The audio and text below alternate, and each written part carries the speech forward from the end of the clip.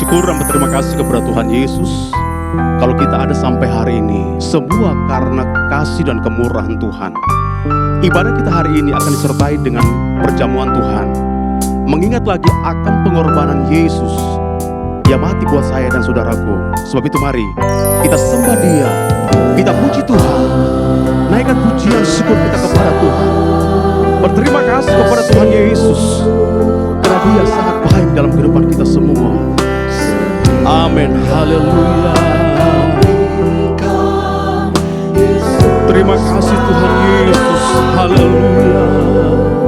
Supaya aku tidak binasa, melainkan beroleh hidup yang kekal. Mari berdiri bersama-sama, kita sembah Tuhan, kita muliakan Dia, haleluya. Kami sembah Engkau Yesus, kami puji Engkau Tuhan Yesus, haleluya. Amin, puji Tuhan, haleluya. Ku sembahkan, ku sembahkan Engkau yang layak untuk ku sembah. Amin, haleluya. Terima kasih Tuhan Yesus, kasih-Mu Allahku, sehingga Kau berikan Yesus padaku, supaya aku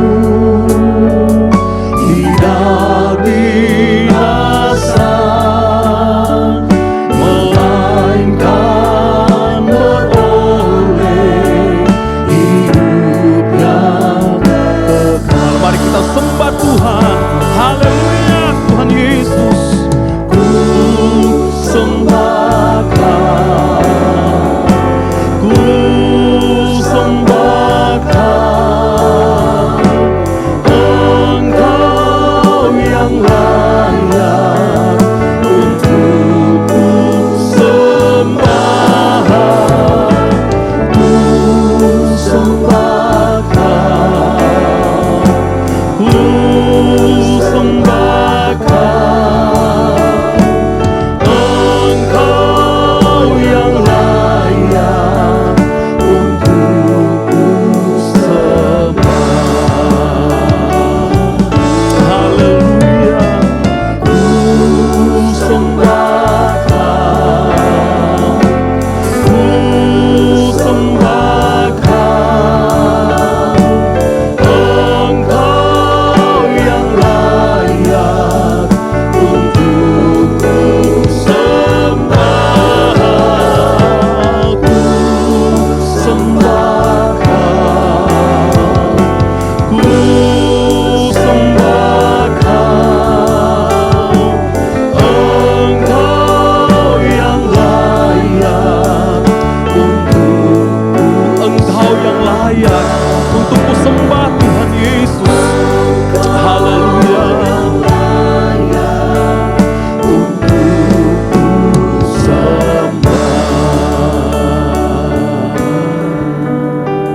Haleluya. Haleluya, haleluya, haleluya, haleluya. Glory, haleluya, haleluya, haleluya, haleluya. Tuhan Yesus yang baik, terima kasih buat keselamatan yang Tuhan kerjakan dalam hidup kami. Kami boleh ada semua hanya karena kemurahan Tuhan. Terima kasih ya Tuhan, terima kasih. Tuhan tolong kami ya Tuhan. Ajar kami untuk senantiasa kami mengucap syukur karena Engkau terlalu baik buat kehidupan kami ya Tuhan. Terima kasih ya Tuhan, terima kasih. Kami mau memuji, menyembah Engkau ya Tuhan. Mari Allah Roh Kudus bekerja mengurapi setiap kami ya Tuhan. Biarlah apa yang kami kerjakan lewat ibadah yang kami lakukan senantiasa menyenangkan hati Tuhan. Nama Tuhan dipuji, nama Tuhan dipermuliakan atas kehidupan kami. Terima kasih ya Tuhan. Allah Roh Kudus, bekerjalah Engkau bagi kami ya Tuhan. Terpujilah namamu kekal selama-lamanya. Dari awal sampai akhir ibadah ini kami serahkan ke dalam tangan kasih kemurahan Tuhan. Di dalam nama Tuhan Yesus Kristus. Haleluya, haleluya. Amin. Haleluya. Kita tetap tinggal berdiri. Mari kita puji Tuhan. Katakan kepada Tuhan, Tuhan Engkau sangat baik dalam kehidupan kami. Dan saat ini kami cinta Engkau, karena Engkau Allah yang luar biasa. Haleluya. Jatuh cinta padanya, gambaran dalam lagi. Ku jatuh cinta padanya, gambaran dalam lagi. Yesus indah dan indah dan semakin indah. Oh, cintanya antara Allah dan aku.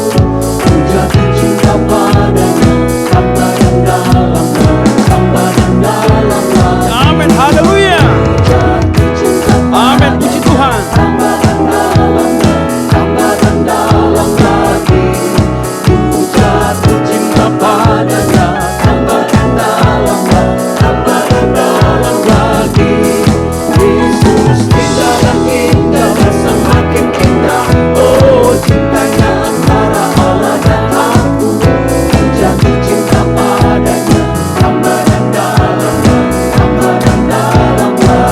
Amin. Haleluya. Terpujilah Engkau Tuhan. Kami cinta Engkau Yesus, karena Engkau lebih dahulu mengasihi kami. Haleluya. Amin. Hanya Yesus, pujaanku.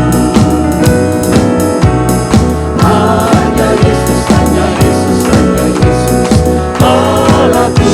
Amin. Haleluya. Hanya Yesus, Rajaku. Hanya Yesus, oh hanya Yesus, kekasihku. Mari yang percaya katakan, hanya Yesus pujaanku, hanya Yesus Raja kami. Amin. Haleluya. Puji Tuhan. Hanya Yesus, Allahku. Oh, Hanya Yesus, Rajaku. Hanya Yesus, oh hanya Yesus, kekasihku. amin. Haleluya. Hanya Yesus, pujaanku.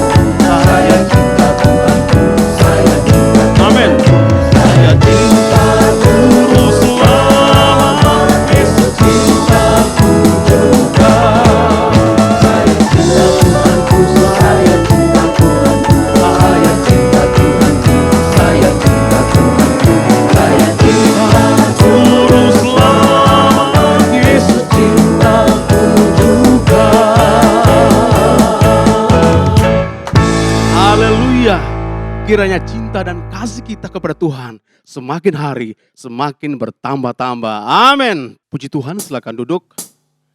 Pengorbanan Yesus di Bukit Golgota membuktikan bahwa Yesus mengasihi kita. Yesus adalah juru selamat kita. Bagi yang percaya kepada Dia, tidak binasa, melainkan beroleh hidup yang kekal. Mari datang kepada Yesus. Dialah satu-satunya juru selamat dalam dunia ini. Haleluya. Amin. Puji Tuhan. Cinta Allah tak terkata, kan cintanya.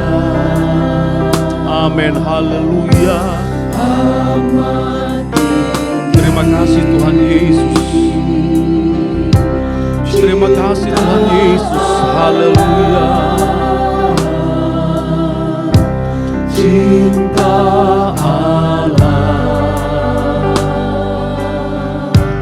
tak terduga, yang menyesal ingat dosa, terima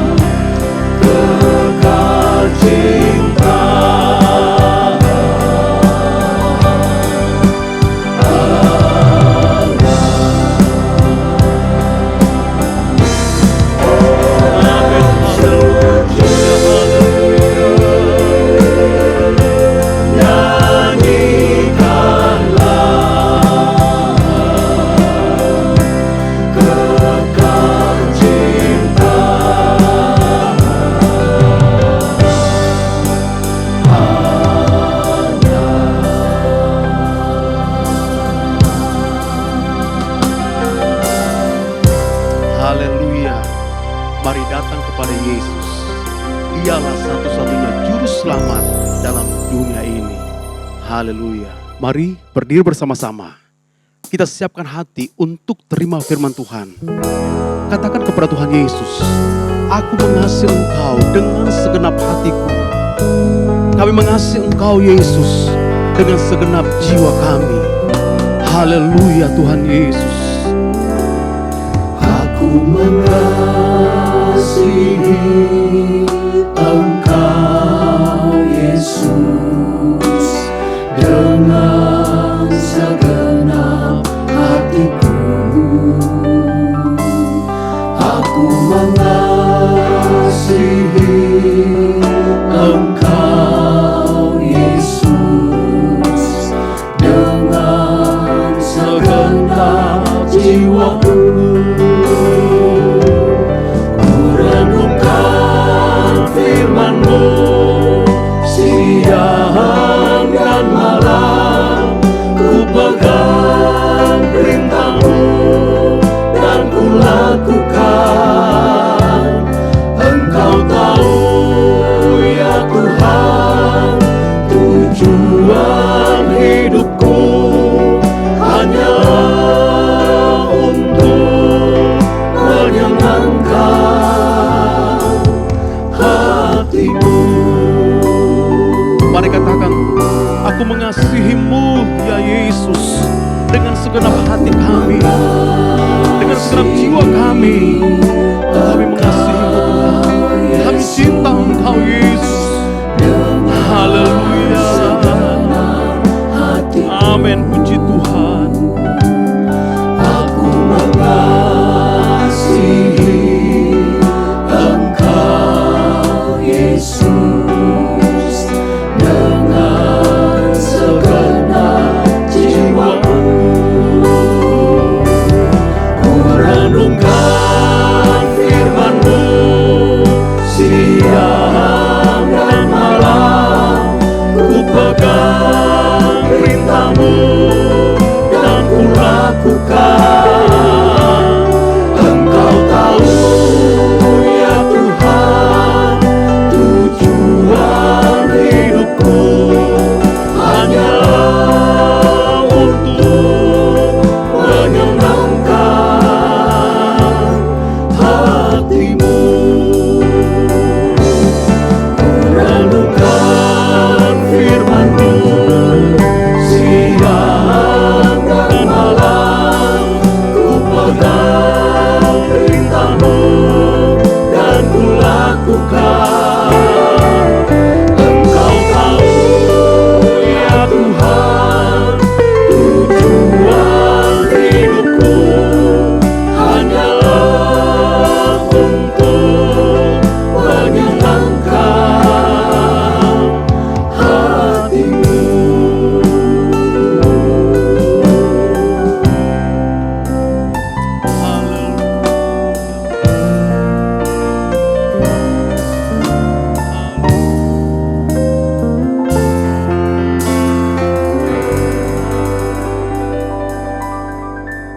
Haleluya.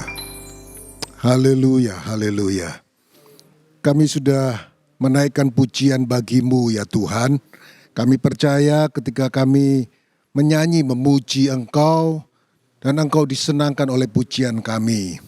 Pujian kami ini sebagai persembahan kami yang hidup bagi Tuhan, kiranya berkenan bagi Tuhan, sebagai dupa yang harum di hadapan-Mu Tuhan. Haleluya, puji Tuhan. Dan sebelum nanti kami akan bersama-sama mengikuti perjamuan Tuhan, perjamuan yang kudus ini Tuhan. Kami terlebih dahulu mau diisi lagi oleh kebenaran firman-Mu Tuhan. Ini yang kami perlu dalam hidup kami Tuhan, firman-Mu itu Tuhan. Yang selalu menuntun langkah hidup kami, firman-Mu itu yang selalu membetulkan kami ketika kami salah Tuhan.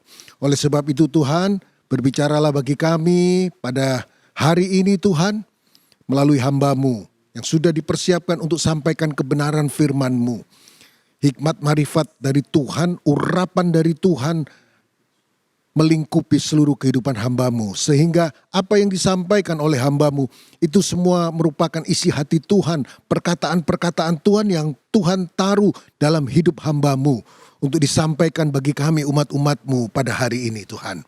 Urapi kami semua Tuhan, dan kami mau siap mendengarkan firman-Mu dalam berkat nama Tuhan Yesus Kristus. Haleluya. Amin. Amin. Puji Tuhan, silakan duduk.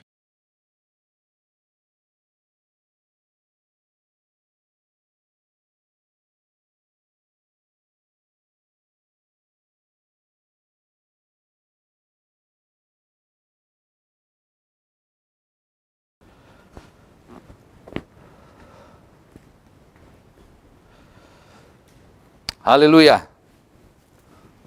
Puji Tuhan. Salam sejahtera untuk kita semua.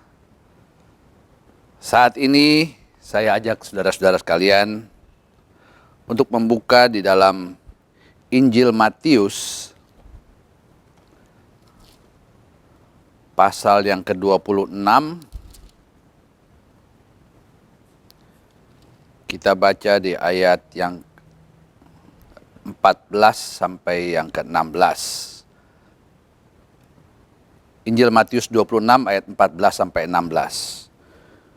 Kemudian pergilah seorang dari ke-12 murid itu yang bernama Yudas Iskariot kepada imam-imam kepala. Ia berkata, "Apa yang hendak kamu berikan kepadaku supaya aku menyerahkan dia kepada kamu?" Mereka membayar 30 uang perak kepadanya. Dan mulai saat itu, ia mencari kesempatan yang baik untuk menyerahkan Yesus.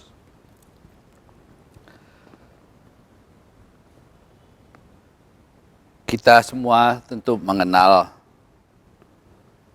tokoh dalam ayat ini, Yudas Iskariot. Yudas adalah juga salah satu murid dari Tuhan Yesus. Dan Tuhan Yesus sendiri yang memilih Yudas untuk menjadi muridnya.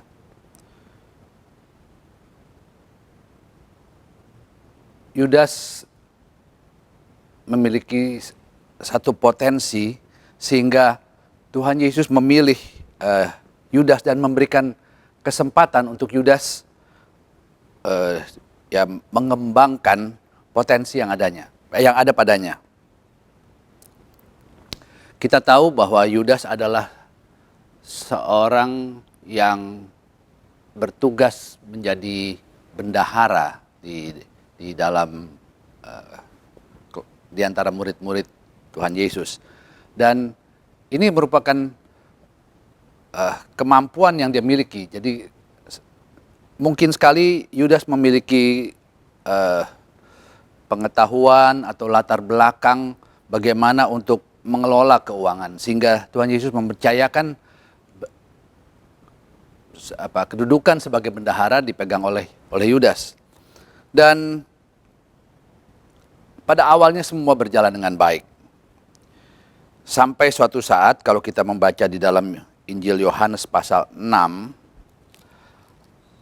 ayat 70 dan 71. Injil Yohanes pasal 6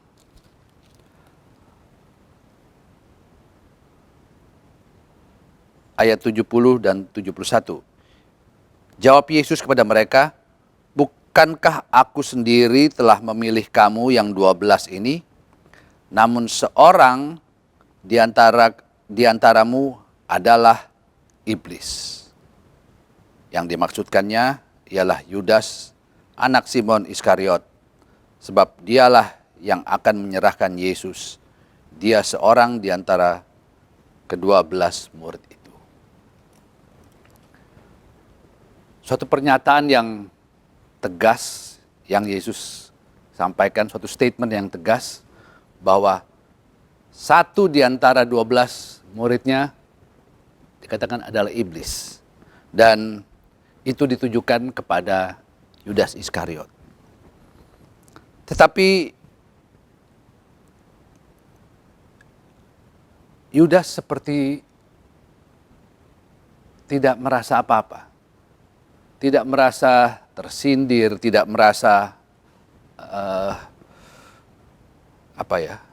di bahwa pernyataan itu ditujukan kepadanya, dia tidak merasa apa-apa. Tidak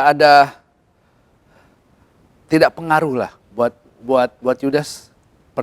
Statement Tuhan Yesus itu seperti tidak ada pengaruhnya. Dan memang setelah berjalan baik untuk beberapa saat, motivasi dari Yudas dalam melayani sudah bergeser.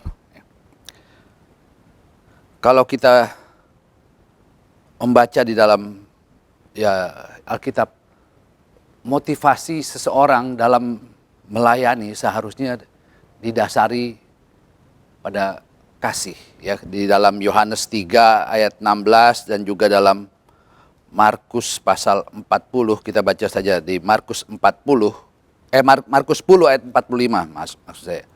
Markus 10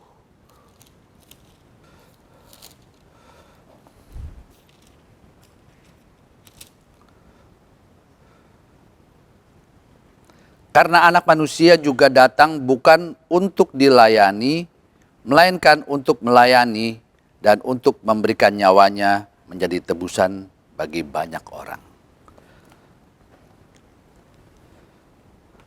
Kasih menjadi dasar dari pelayanan.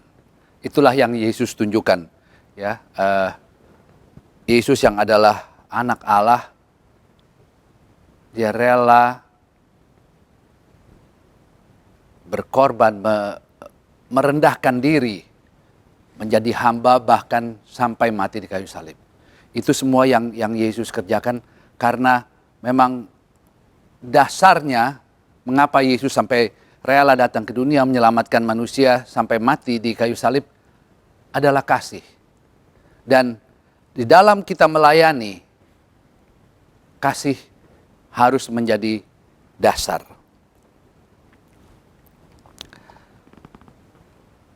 Selama 3,5 tahun kita tahu murid-murid selalu bersama dengan Tuhan Yesus. Mereka dari satu desa ke desa yang lain, dari satu kota ke kota yang lain untuk bersama-sama mendengarkan bagaimana Yesus mengajar, bagaimana Yesus berkhotbah. Dan selama 3,5 tahun itu mereka selalu bersama-sama. Maksudnya adalah supaya dalam diri murid-murid ada memiliki pikiran dan perasaan yang juga terdapat pada Yesus. Supaya juga dalam pada murid-murid dalam melayani juga mempunyai mereka belajar bahwa apa yang Yesus lakukan semua adalah dasar kasih. Sehingga dalam 3,5 tahun itu diharapkan mereka, murid-murid itu akan nantinya melayani atas dasar kasih.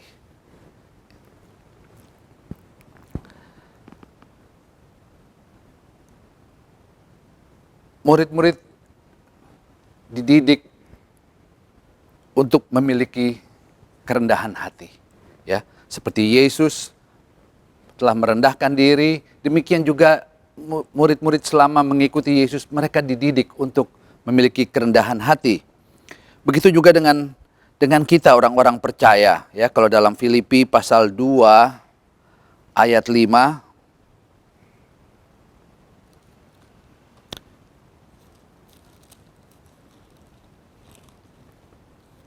Filipi pasal 2 ayat 5,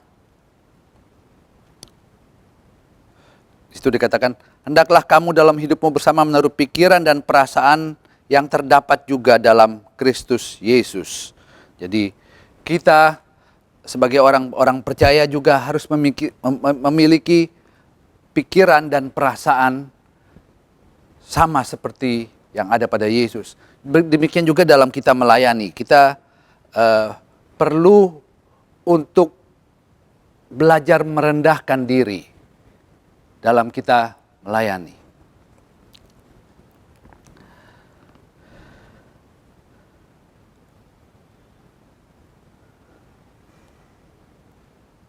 Dalam berjemaat,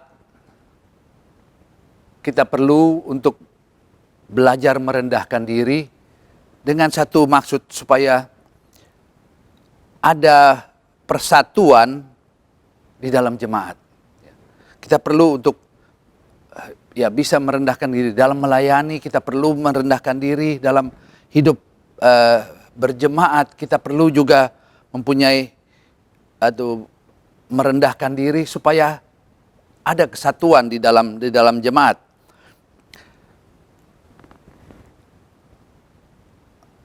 Mendengar adanya statement yang Yesus katakan mengenai salah satu dari muridnya adalah iblis.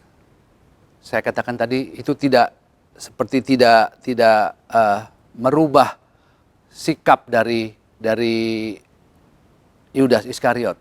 Kalau kita membaca kemudian di dalam Injil Yohanes, pada saat Yesus berkunjung ke rumah dari Lazarus, Maria dan Marta, di situ Maria membasuh kaki Yesus, dikatakan dengan minyak narwastu yang mahal. Yudas ada di tempat itu waktu itu. Dan apa komentar Yudas? Kalau kita baca dalam kisah itu, Yudas katakan, kalau saja minyak narwastu itu dijual, harganya mahal, uang yang banyak itu dapat dipakai untuk membantu orang-orang miskin. Kedengarannya seperti baik. Tetapi kalau kita baca ayat selanjutnya dalam Yohanes katakan, tetapi sebenarnya bukan itulah yang Yudas maksudkan. Yang Yudas maksudkan adalah kalau uang itu sudah masuk ke kas, dia akan dapat memakai uang itu. Dia akan dapat mengambil uang itu. Jadi kalaupun sebelumnya Yesus telah katakan ada satu murid yang disebut iblis, itu tidak merubah pikiran, tidak merubah hati dari Yudas Iskariot. Ya, kalau kita membaca penyebabnya adalah karena sebenarnya Yudas telah meninggalkan Yesus. Hatinya tidak lagi berpaut pada Yesus. Dalam Amsal pasal 28, kita baca bersama-sama Amsal pasal 28 ayat 14. Di situ dikatakan, berbahagialah orang yang senantiasa takut akan Tuhan, tetapi orang yang mengeraskan hatinya akan jatuh ke dalam malapetaka. Orang yang mengeraskan hatinya akan jatuh ke dalam malapetaka. Tetapi orang yang senantiasa takut akan Tuhan, itu akan berbahagia.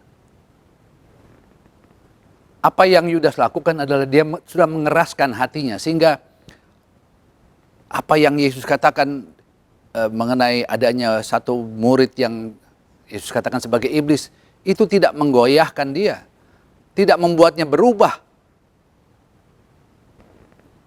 Itu karena Yudas telah meninggalkan Yesus.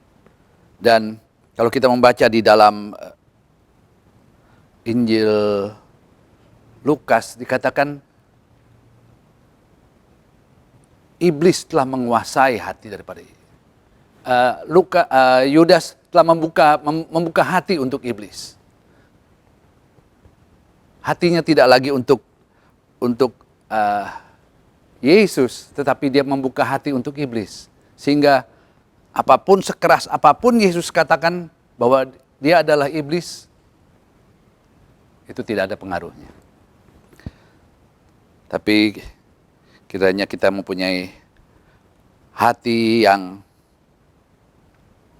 peka terhadap firman Allah. Ya.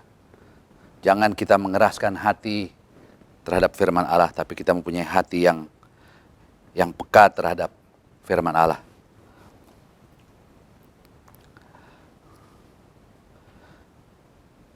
Jadi kita sudah melihat bahwa motivasi dari Yudas dalam melayani sudah bergeser. Ya.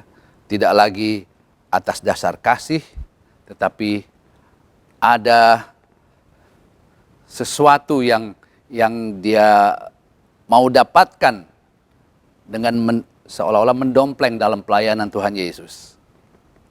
Tetapi dia mau mengeruk untung melalui pelayanan Tuhan Yesus. Jadi sudah kita lihat motivasi dari Yudas sudah bergeser. Di dalam 1 Korintus pasal 4 ayat 1 sampai ke 2.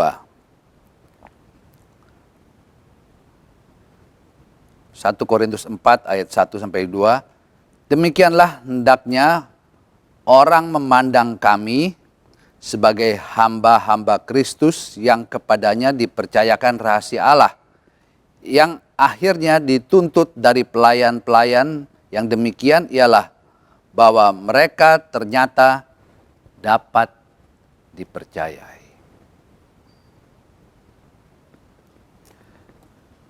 Pelayan-pelayan harus dapat dipercaya.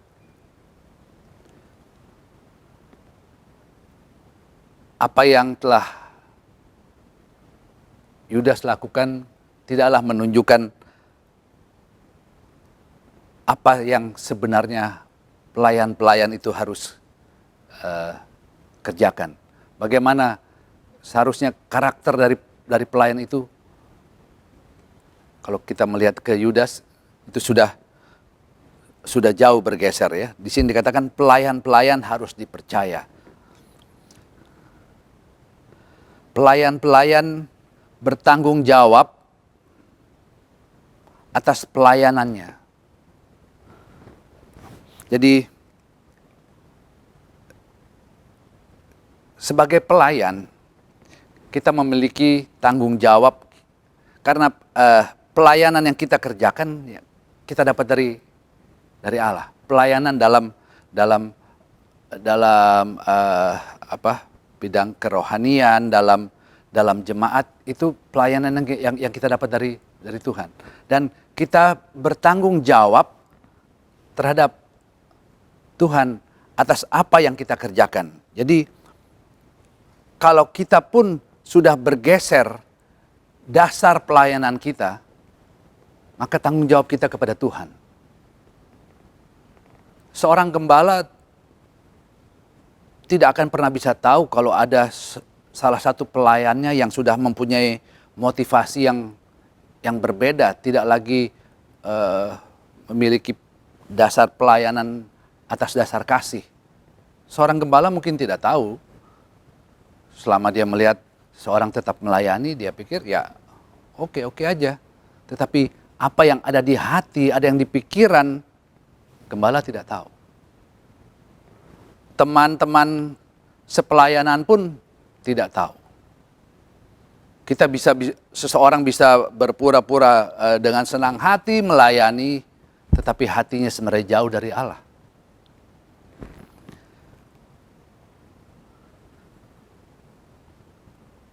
Jadi kita sebagai pelayan-pelayan kita mempunyai tanggung jawab kepada Allah dalam kita menjalani pelayanan yang kita dipercayakan kepada kita. Kepada manusia kita bisa berkamuflase seolah-olah kita tidak baik-baik saja, tetapi tidak demikian di hadapan Tuhan. Kalau kita membaca di dalam Injil Lukas pasal 22, Lukas pasal 22 ayat yang kedua.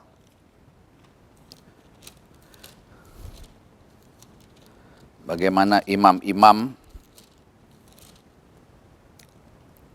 kita baca saja mulai ayat pertama. Injil Lukas pasal 22 ayat pertama sampai yang kedua. Hari raya roti tidak beragi yang disebut Paskah sudah dekat. Imam-imam kepala dan ahli-ahli Taurat mencari jalan bagaimana mereka dapat membunuh Yesus. Sebab mereka takut kepada orang banyak. Imam-imam kepala dan ahli-ahli Taurat. Imam-imam, bukankah tugas mereka adalah juga pelayan-pelayan? Disebutkan di sini ini mendekati hari Paskah di mana banyak orang berkumpul di Yerusalem. Ada banyak pekerjaan, ada banyak pelayanan yang harus dilakukan. Imam-imam dengan jubah imamnya yang kelihatan mungkin orang bisa melihat, oh, seorang imam. Tetapi apa yang Alkitab tulis? Dalam pikirannya, dalam hatinya, mereka berpikir bagaimana dapat membunuh Yesus. Seorang imam bisa kelihatan baik dengan pakaian imamnya, tetapi hatinya, pikirannya jahat. Tidak lagi mempunyai motivasi untuk melayani. Tidak ada lagi dasar kasih dalam melayani. Biarlah Tuhan tolong kita kepada kita semua, pelayan-pelayan. Bila kita tetap memiliki hati yang atau melayani atas dasar kasih. Jangan bergeser, jangan terbuai oleh iming-iming yang menyenangkan bukan tubuh tapi menyenangkan jasmani kita dalam melayani, mengejar kesenangan yang jasmani dalam melayani.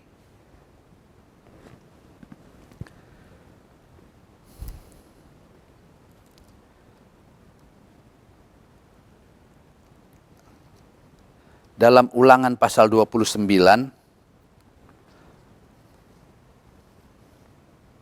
ayat 17.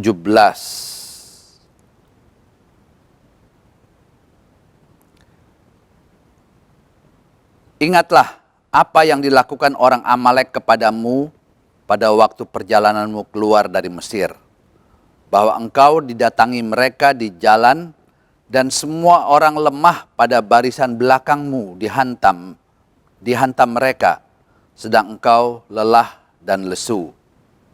Mereka tidak takut akan Allah.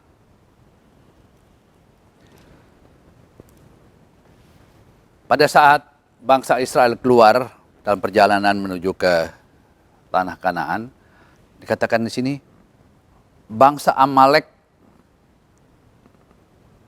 menyerang dari belakang.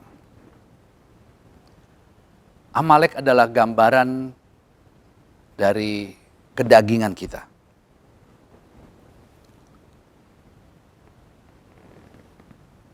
Kedagingan kita seringkali seperti menyerang dari belakang kita, ya. Pada saat kita lemah, kedagingan kita bisa timbul pada saat kerohanian kita lemah. Nah, itulah yang perlu kita jaga. Jangan sampai kedagingan, keinginan daging itu menguasai kehidupan kita, sehingga dalam pelayanan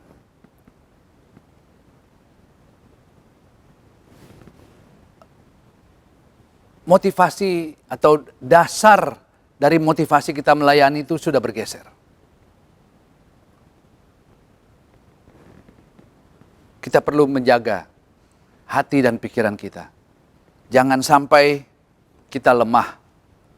Jangan sampai keinginan daging itu yang muncul dan motivasi itu yang kemudian motivasi yang berbeda itu yang kita pakai dalam pelayanan. Itu salah. Jangan sampai ada motivasi yang tidak benar dalam pelayanan.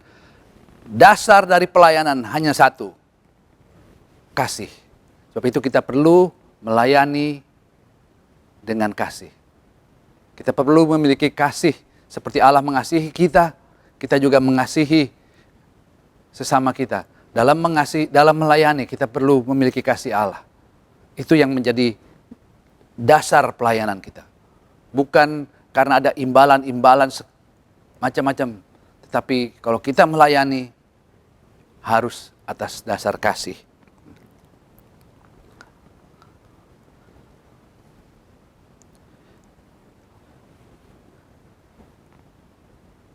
Kedagingan bisa menyerang. Kedagingan bisa menghilangkan kasih yang seharusnya menjadi dasar dari pelayanan kita, tanpa kita sadari hilang.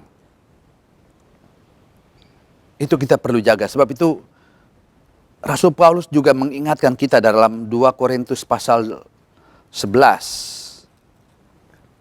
2 Korintus pasal 11 ayat kedua.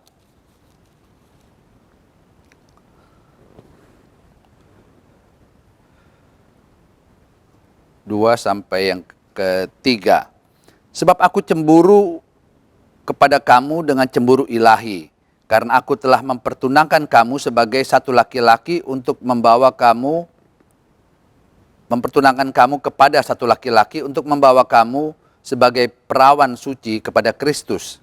Tetapi aku takut kalau pikiran kamu disesatkan dari kesetiaan kamu yang sejati kepada Kristus, sama seperti Hawa diperdaya oleh ular itu dengan kelicikannya. Rasul Paulus di sini dikatakan dia takut kalau pikiran kita disesatkan. Hari-hari ini iblis bekerja begitu rupa berusaha untuk menyesatkan pikiran orang-orang percaya. Jangan sampai motivasi kita dalam melayani itu berubah. Ya. Iblis berusaha untuk menyerang pikiran kita, mengacaukan pikiran kita, menggeser dasar dari pelayanan kita. Tetapi biarlah kita mau kuat di dalam pendirian kita dalam melayani Tuhan. Kita perlu kuasa Roh Kudus untuk kuasai kehidupan kita, menguasai hati dan pikiran kita. Karena seperti yang dikatakan sini, iblis berusaha untuk menyesatkan pikiran kita.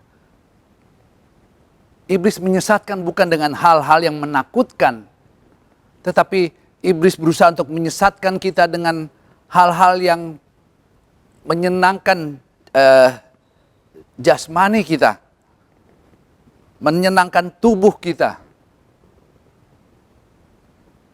Itulah Amalek. Itulah kedagingan kita yang boleh dikatakan iblis mau mengeksploitasi kedagingan kita supaya kita tidak lagi mengasihi dengan kasih, tetapi kita mempunyai maksud yang lain di dalam kita melayani. Tuhan kiranya menolong kita semua, berikan kita kekuatan. Roh Kudus memberikan kekuatan hari-hari ini. Jangan sampai kita lengah, jangan sampai kemudian kita salah dalam melayani. Tetapi kita tetap mau melayani Tuhan dengan dasar kasih. Karena Dia yang sudah terlebih dahulu mengasihi kita. Haleluya. Baik, saudara-saudara, firman Allah kita telah dengar bagaimana kita harus tetap mempunyai motivasi yang benar dalam kita melayani. Dasarnya adalah kasih. Dan sebentar kita akan mengambil bagian dalam perjamuan Tuhan. Kita akan makan roti dan minum anggur yang adalah lambang dari tubuh dan darah Yesus. Mengingatkan kita pada bagaimana Yesus yang adalah Allah telah rela merendahkan diri bahkan mati sampai mati di kayu salib. Dia menjadi hamba demikian rendah demi kita semua untuk menyelamatkan kita. Kasihlah yang menjadi dasar mengapa Yesus rela datang untuk kita semua. Biarlah kita juga tetap memiliki kasih ini dalam kita melayani. Jangan goyah, jangan ada motivasi lain di dalam kita melayani. Tetapi layanilah Tuhan dengan kasih. Haleluya. Mari bersama-sama kita berdoa. Allah Bapa kami yang dalam sorga, saat ini kami datang lagi kepadamu. Berterima kasih buat firman yang telah Kau berikan. Tuhan, Engkau juga yang mengetahui hati kami pada saat ini. Engkau yang mengetahui pikiran kami. Engkau juga yang mengetahui apakah kami masih tetap melayani Engkau sesuai dengan apa yang Kau ajarkan. Kasih. Tuhan, kalau ada pikiran-pikiran yang mulai berubah dari kasih yang mula-mula itu. Kalau ada niat-niat yang sudah tidak baik dalam melayani Tuhan, pada saat ini kami datang kepadamu. Kami mohon ampun. Tuhan, Kau mau sendiri yang mau berbicara dalam hati-hati yang sudah mulai goyah dalam pelayanannya. Goyah dalam motivasi untuk melayani akan Engkau, Tuhan. Biarlah ada kesadaran, timbul kesadaran untuk kembali melayani Engkau dengan kasih. Tuhan, itulah yang Engkau mau, karena Engkau yang juga sudah terlebih dahulu mengasihi kami. Sebab itu kami juga mau melayani Engkau dengan kasih. Terima kasih Tuhan Yesus. Kalau sebentar kami akan mengambil bagian dalam perjamuan Tuhan.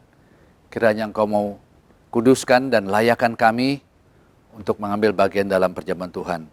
Roti dan anggur juga Engkau mau kuduskan, supaya dalam semuanya kami memperoleh berkat melalui perjamuan pada saat hari ini.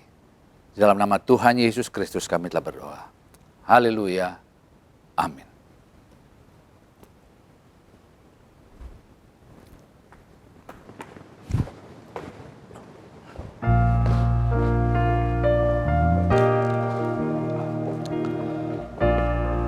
Baik, saudara-saudara, sebelum kita masuk dalam perjamuan, kita naikkan satu pujian. Ku cinta, karena Dia cintaku. Ku cinta,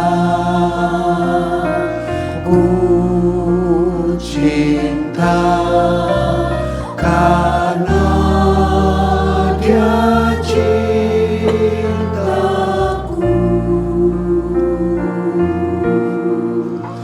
dan serahkan kehidupannya di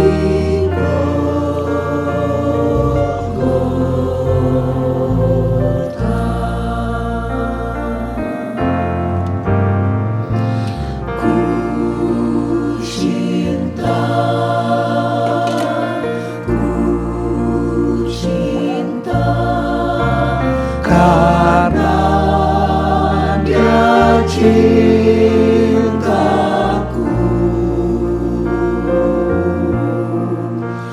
dan serahkan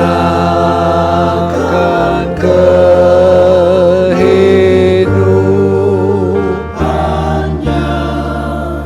di Haleluya.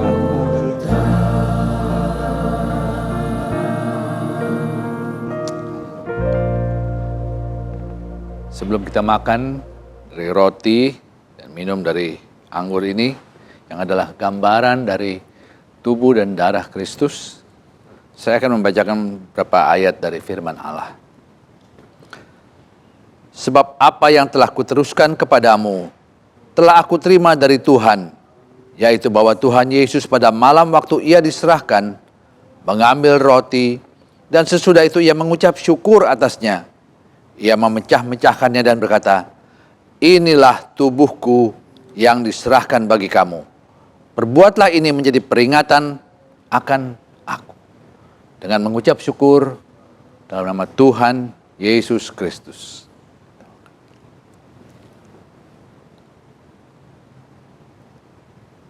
Haleluya.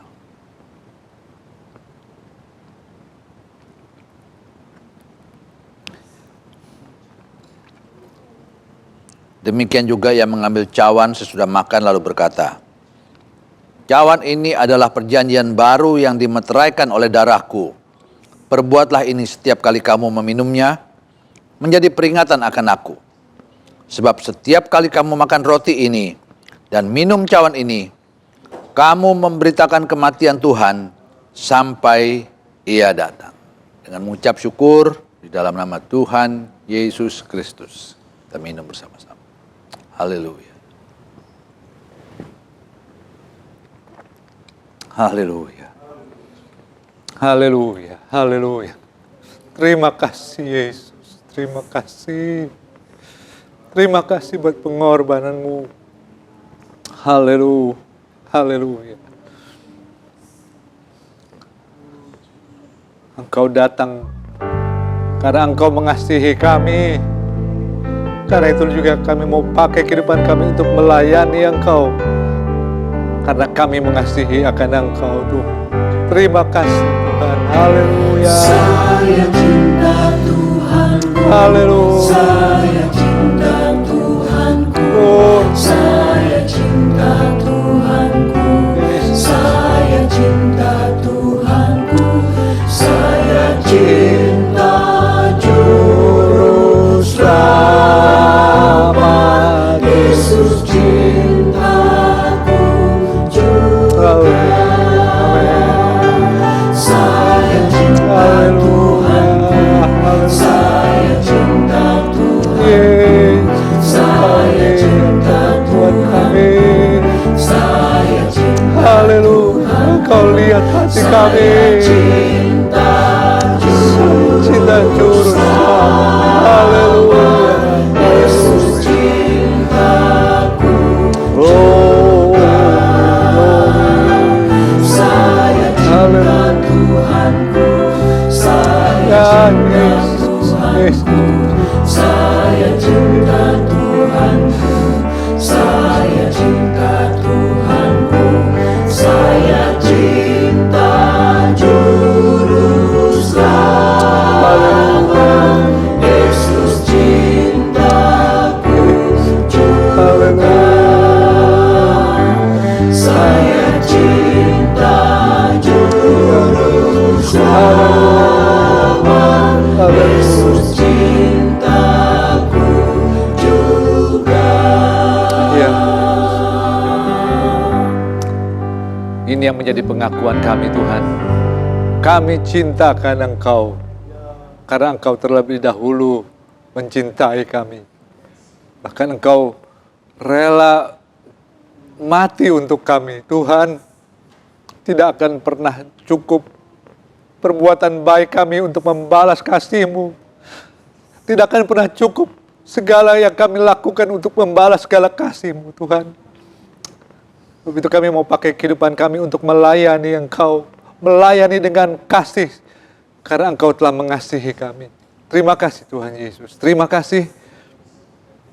Terima kasih buat hadirat-Mu. Berikan kekuatan, berikan damai sejahtera dalam kehidupan kami. Terima kasih Tuhan Yesus. Haleluya. Sekarang saudara-saudara, kiranya berkat dari Allah Bapa, kasih sayang dari Tuhan Yesus, dalam persekutuan, penyertaan, pemeliharaan dari Roh Kudus, menyertai kita semua, mulai saat ini dan sampai selama-lamanya. Di dalam nama Tuhan Yesus Kristus. Dan bersama-sama kita katakan, amin.